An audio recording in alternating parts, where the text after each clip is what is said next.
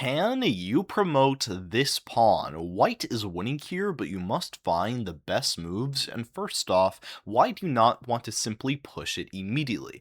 Well, the easiest option for black here is to simply play rook g4 to attack your pawn, although this doesn't look like any threat for you because you can easily play knight to f5 and go ahead and defend it. Well, the issue here is that you can never let black even get sight on your pawn because even when you defend it, they will simply capture anyways.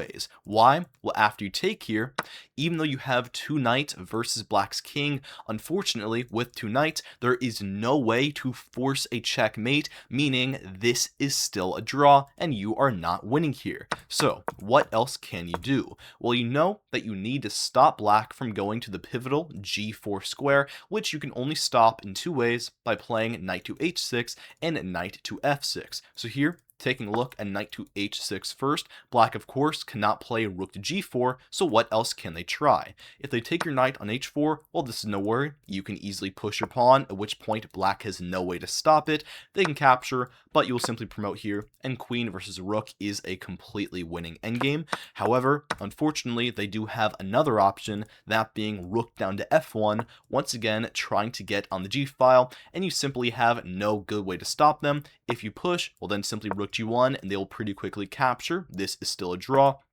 The only other thing that you can maybe try here would be knight to f3 to cover g1, but of course, black can just take the knight and then go for g3, and it's the same situation. So, knight to h6 here does not work, which means we only have one option, that being knight to f6. Still, black cannot take the knight on h4 because you'll easily push, and black has no way of stopping your pawn here.